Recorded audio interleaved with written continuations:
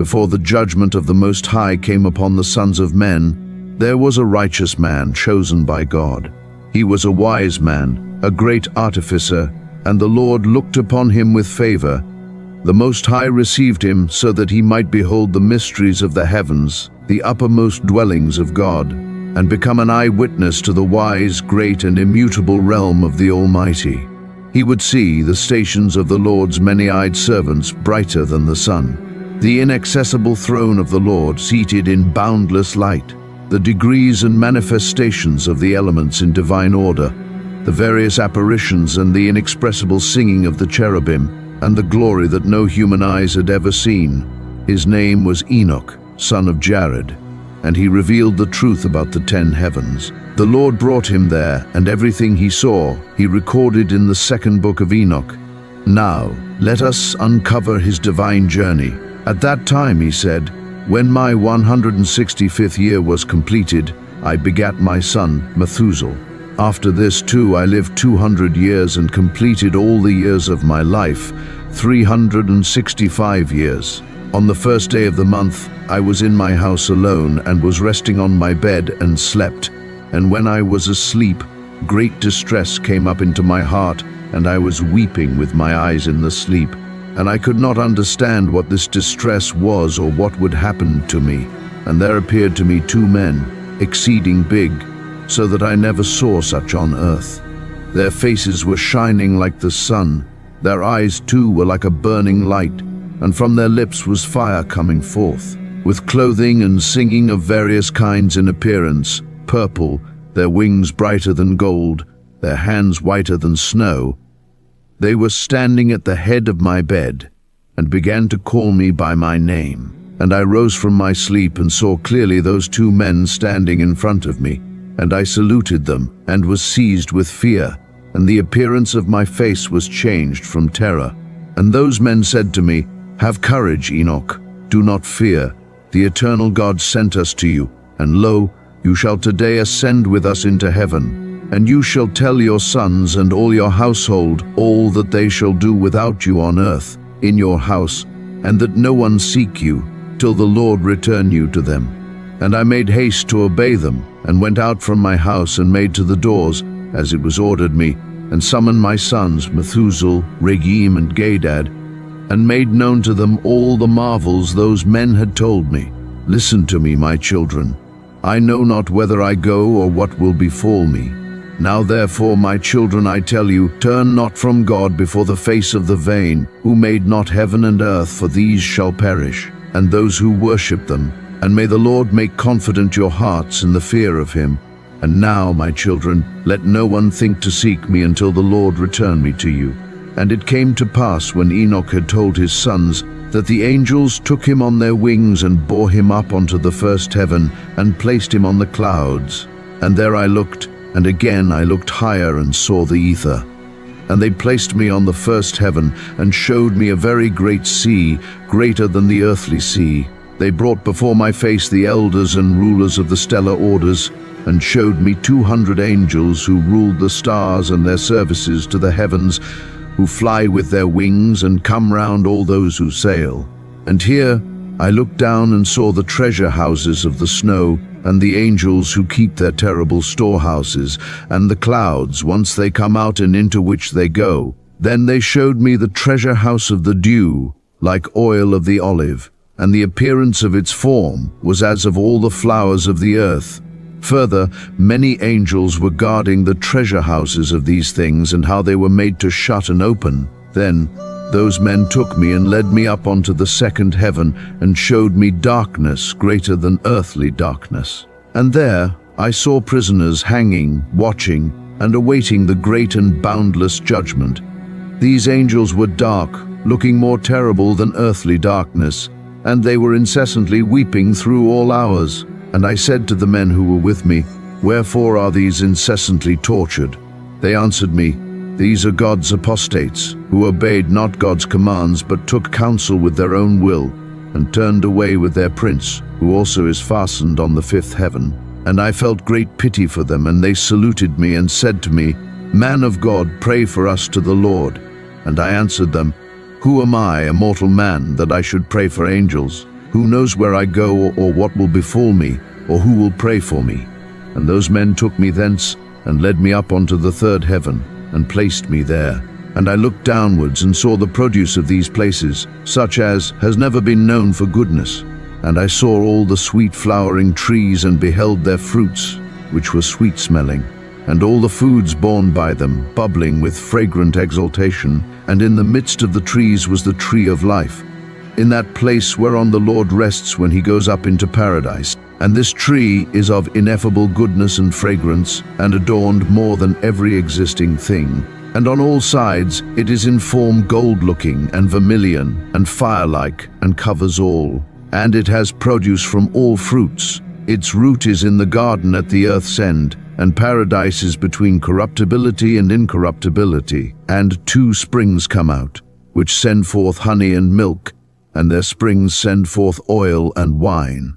And they separate into 4 parts, and go round with a quiet course, and go down into the paradise of Eden, between corruptibility and incorruptibility. And thence they go forth along the earth, and have a revolution to their circle, even as the other elements. And here there is no unfruitful tree, and every place is blessed. And there are 300 angels, very bright, who keep the garden, and with incessant sweet singing and never silent voices, serve the Lord throughout all days and hours. I said, how very sweet is this place?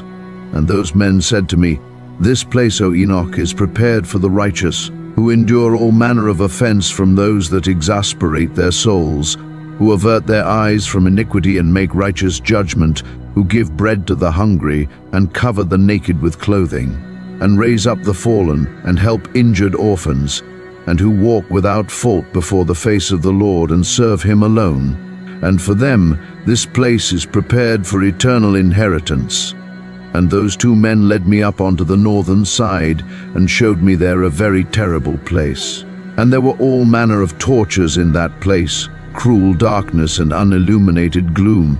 There is no light there, but murky fire constantly flaming aloft. And there is a fiery river coming forth, and that whole place is everywhere fire, and everywhere there is frost and ice, thirst and shivering, while the bonds are very cruel. And the angels were fearful and merciless, bearing angry weapons, bringing merciless torture. And I said, woe, woe, how very terrible is this place. And those men said to me, this place, O Enoch, is prepared for those who dishonor God, those who on earth practice sin against nature, which is child corruption, after the sort of mythic fashion, those who engage in magic-making, enchantments, and devilish witchcrafts, those who boast of their wicked deeds, stealing, lying, causing calamities, and spreading envy, rancor, fornication, and murder, those who are accursed and steal the souls of men, those who, seeing the poor, take away their goods and enrich themselves, injuring others for the sake of material gain, those who, being able to satisfy the hungry, instead let them die of starvation, those who, being able to clothe the naked, instead leave them to suffer, those who knew not their Creator, and bowed down to soulless and lifeless gods who can neither see nor hear, vain gods who also built human images and bowed down to unclean handiwork. For all these, this place is prepared as their eternal inheritance. Then those men took me and led me up unto the 4th heaven, and showed me all the successive goings and all the rays of light of the sun and moon. And I measured their goings and compared their light, and saw that the sun's light is greater than the moon's. Its circle and the wheels on which it goes are always like the wind, going past with very marvelous speed, and day and night it has no rest. Its passage and return are accompanied by 4 great stars, and each star has under it 1,000 stars, 4 to the right of the sun's wheel and 4 to the left, each having under it 1,000 stars. Altogether 8,000 stars issue forth with the sun continually by day. 15 myriads of angels attend to it, and by night 1,006 winged ones issue forth with the angels before the sun's wheel into the fiery flames, and 100 angels kindle the sun and set it alight.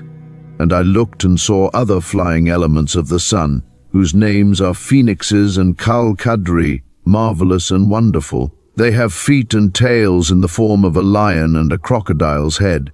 Their appearance is empurpled like the rainbow, and their size is 900 measures. Their wings are like those of angels, and each has 12.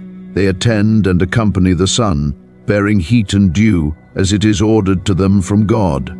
Thus the sun revolves and goes and rises under the heaven, and its course goes under the earth, with the light of its rays incessantly. Those men bore me away to the east and placed me at the sun's gates, where the sun goes forth according to the regulation of the seasons and the circuit of the months for the whole year, and the number of the hours of day and night. And I saw 6 gates open, each gate having 61 stadia and a quarter of 1 stadium.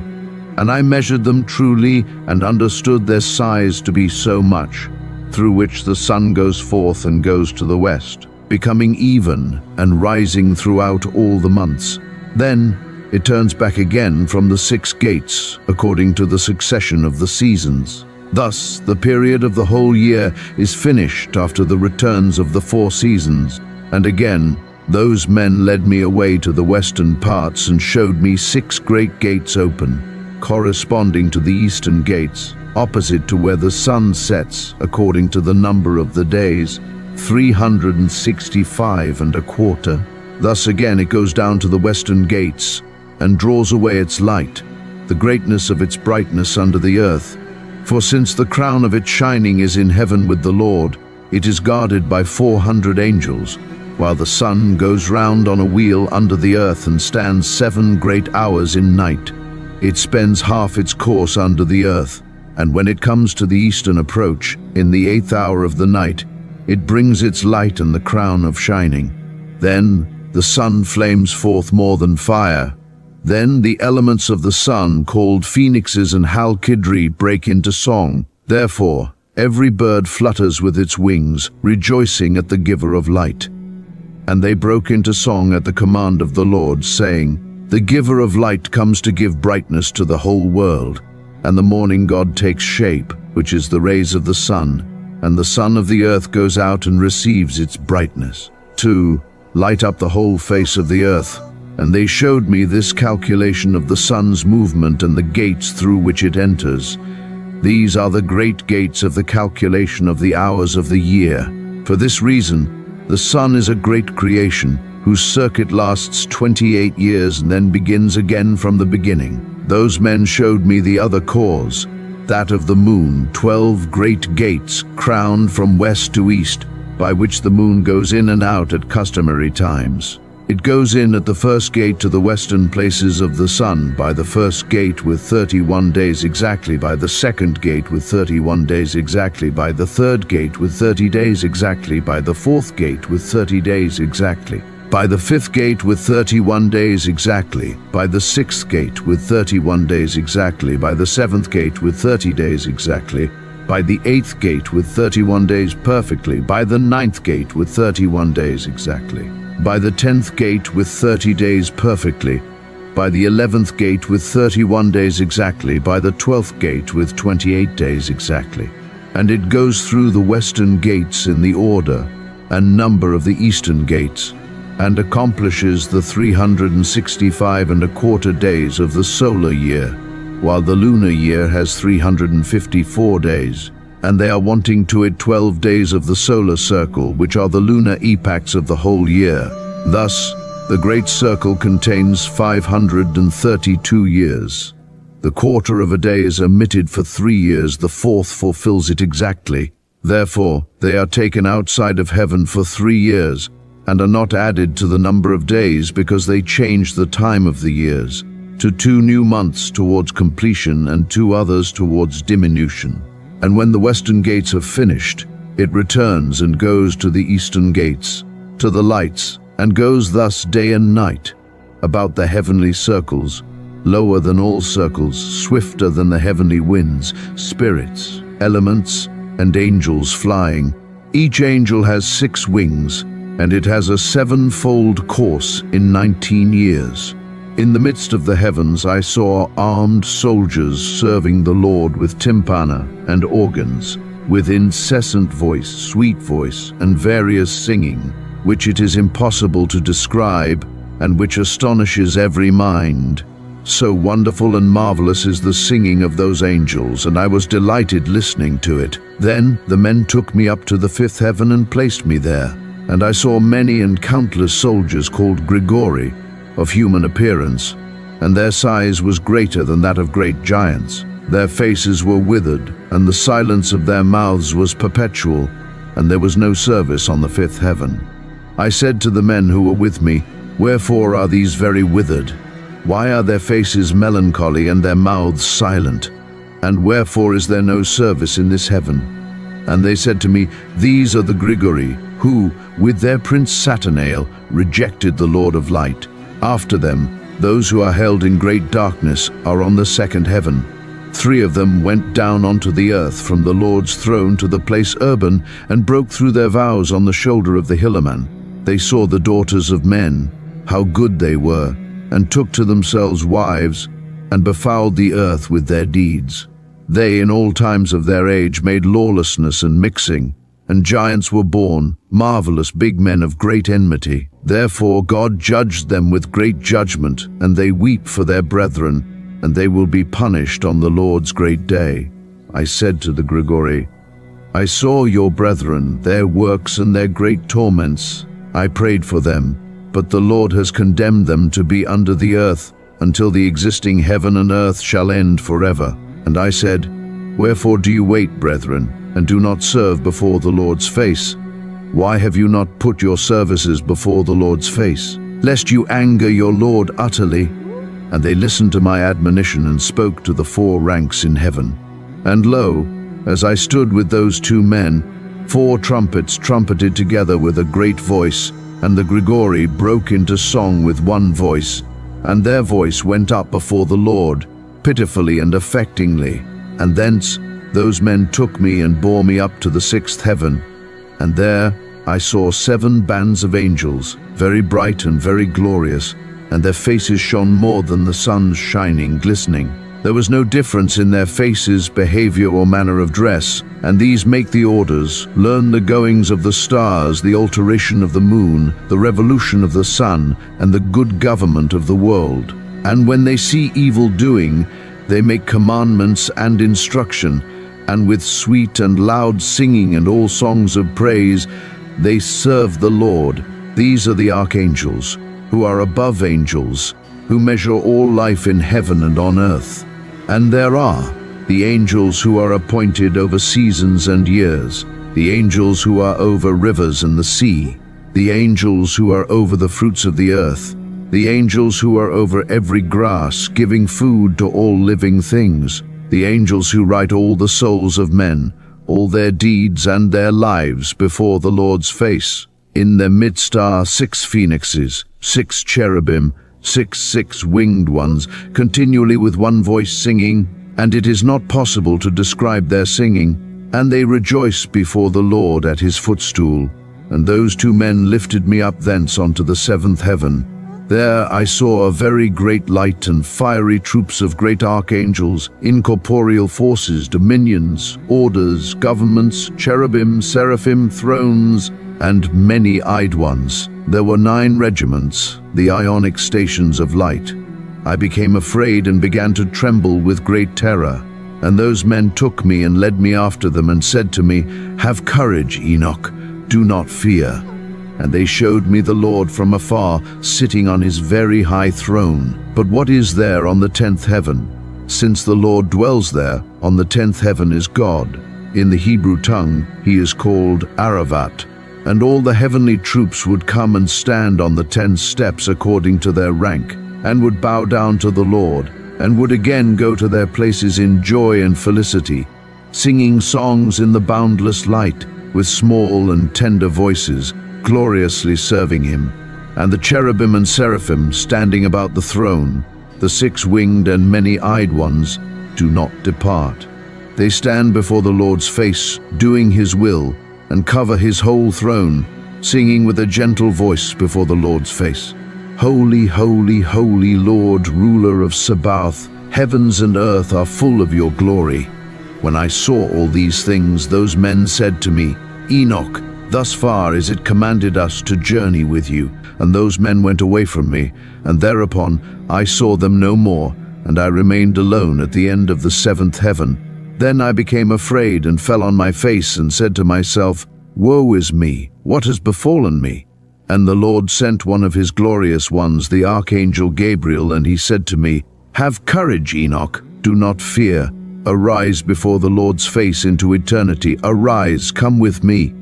And I answered him and said in myself, My Lord, my soul has departed from me. From terror and trembling I call to the men who led me up to this place. On them I relied, and it is with them I go before the Lord's face. And Gabriel caught me up, as a leaf is caught up by the wind, and placed me before the Lord's face. And I saw the eighth heaven, which is called in the Hebrew tongue, Muzeloth, changer of the seasons, of drought and wet, and of the 12 constellations in the circle of the firmament which are above the seventh heaven. And I saw the ninth heaven, which is called in Hebrew Kuchavim, where are the heavenly homes of the 12 constellations of the circle of the firmament. Finally I was brought to the 10th heaven, the highest of all, which is called Aravoth. I saw the appearance of the Lord's face, like iron made to glow in fire and brought out, emitting sparks, and it burns. Thus I saw the Lord's face, but the Lord's face is ineffable, marvelous, very awful, and very, very terrible. And who am I to tell of the Lord's unspeakable being and of his very wonderful face? And I cannot tell the quantity of his many instructions and various voices. The Lord's throne is very great and not made with hands, nor can I tell the quantity of those standing round him, troops of cherubim and seraphim, nor their incessant singing, nor his immutable beauty. And who shall tell of the ineffable greatness of his glory? I fell prone and bowed down to the Lord, and the Lord with his lips said to me, Have courage, Enoch, do not fear, arise and stand before my face into eternity. Then the archangel Michael lifted me up and led me before the Lord's face. And the Lord said to his servants, testing them, Let Enoch stand before my face into eternity. And the glorious ones bowed down to the Lord and said, Let Enoch go according to your word. And the Lord said to Michael, Go, take Enoch out of his earthly garments and anoint him with my sweet ointment. Put him into the garments of my glory. And Michael did this as the Lord commanded him. He anointed me and dressed me, and the appearance of that ointment was more than the great light. And his ointment was like sweet dew, and its scent was mild, shining like the sun's ray. And I looked at myself, and I was like one of his glorious ones. And the Lord summoned one of his archangels, by name Pravuil, whose knowledge was quicker in wisdom than the other archangels, who wrote all the deeds of the Lord. And the Lord said to Pravuil, Bring out the books from my storehouses, and a reed of quick writing, and give it to Enoch. Deliver to him the choice and comforting books out of your hand. And he was telling me all the works of heaven, earth, and sea, and all the elements, their passages and goings, and the thunderings of the thunders, the sun and moon, their goings and changes, the stars, the seasons, years, days, and hours, the risings of the wind, the number of the angels, and the formation of their songs, and all human things, the tongue of every human song and life, the commandments, instructions, and sweet-voiced singings, and all things that it is fitting to learn. And Pravuil told me all the things that I have told you, we have written. Sit and write all the souls of mankind, however many of them are born, and the places prepared for them to eternity. For all souls are prepared to eternity before the formation of the world, and all, in double, 30 days and 30 nights. And I wrote out all things exactly, and wrote 366 books. And the Lord summoned me and said to me, Enoch, sit down on my left with Gabriel. And I bowed to the Lord, and the Lord spoke to me, Enoch, beloved, all that you see, all things that are standing finished I tell to you, even before the very beginning, all that I created from non-being, invisible things made visible, and physical things from the invisible. Hear, Enoch, and take in these my words, for not to my angels have I told my secret, and I have not told them their rise, nor my endless realm, nor have they understood my creating, which I tell you today. For before all things were visible, I alone used to go about in the invisible things, like the sun from east to west, and from west to east. But even the sun has peace in itself, while I found no peace, because I was creating all things. And I conceived the thought of placing foundations and of creating visible creation. And so Enoch's journey through the 10 heavens came to an end. From the celestial realms of light and glory to the prisons of fallen angels, from the storehouses of the stars to the very throne of God, Enoch witnessed mysteries beyond human comprehension. He saw the divine order of creation, the judgment awaiting the rebellious, and the eternal reward prepared for the righteous. Through it all, one truth remains clear: God reigns supreme over all the heavens and the earth. Enoch was chosen to behold and record these revelations not for himself alone, but for all generations to come, a message of warning, hope, and divine truth. Now, the question remains, what will we do with this knowledge? Will we seek righteousness and prepare our hearts for the eternal kingdom, or will we turn away, ignoring the heavenly mysteries revealed? The Book of Enoch gives us a glimpse of God's majesty, His justice, and His eternal plan. May we walk in faith and seek the Lord, so that when our time comes, we too may stand before His throne, clothed in His glory just as Enoch was. Thank you for joining us on this journey through the 10 heavens of Enoch. If you found this video insightful, don't forget to like, share, and subscribe for more biblical mysteries revealed. Until next time, may the Lord bless you and keep you. Shalom.